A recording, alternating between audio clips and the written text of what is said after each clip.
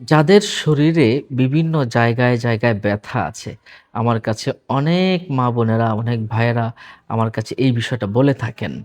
তো আপনাদেরকে আজ জানাবো যে আপনি ব্যথার জায়গায় কি করবেন? কোন দোয়া পড়লে সাথে সাথেই ব্যথা ভালো হয়ে যাবে? এই আমলটা খুবই পরীক্ষিত, দোয়াটা কিন্তু খুব পরীক্ষিত। যাদেরকে দিয়েছি তারা উপকৃত হয়েছে।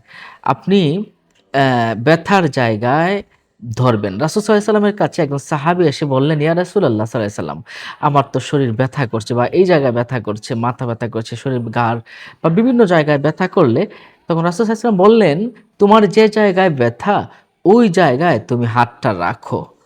ওই জায়গায় হাতটা রাখার পরে বিসমিল্লাহির রহমানির রহিম তুমি ৩ বার পাঠ করো।"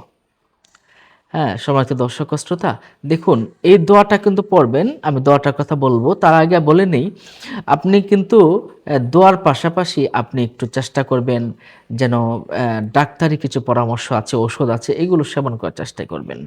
আর পাশাপাশি দোয়া তো আছেই। হ্যাঁ, আল্লাহ পাক রব্বুল আলামিন রাসূল সাল্লাল্লাহু আলাইহি ওয়াসাল্লামের মাধ্যমে জানিয়েছেন লিকুল্লি দাইন দাওয়া।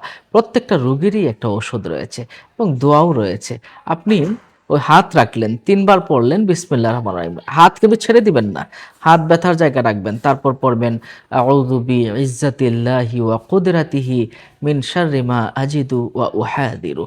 আপনারা আমার সাথে, সাথে পড়তে পারেন আউযু বিইজ্জাতিল্লাহি ওয়া কুদরাতিহি মিন শাররি মা আজিদু ওয়া উহাযিরু। আমার সাথে, সাথে পড়ুন। আউযু বিইজ্জাতিল্লাহি ওয়া কুদরাতিহি মিন শাররি মা আজিদু ওয়া উহাযিরু। এভাবে আপনি ৭ বার পড়বেন। ৭ বার পরে ফু দিবেন, ব্যথা দেখবেন সাথে সাথেই আল্লাহর রহমতে ভালো হয়ে গেছে। যাদের মুখ জবান পবিত্র আছে, খাবার হালাল আছে, তাদের দোয়াটা খুব বেশি দ্রুত কবুল হয়ে থাকে। সম্মানিত দর্শক ও শ্রোতা, অন্য মুমিন সময়কে জানাতে শেয়ার করে দিন। পরবর্তী ভিডিও পেতে সাবস্ক্রাইব করে আমাদের সাথেই থাকুন। আসসালামু আলাইকুম ওয়া রাহমাতুল্লাহ।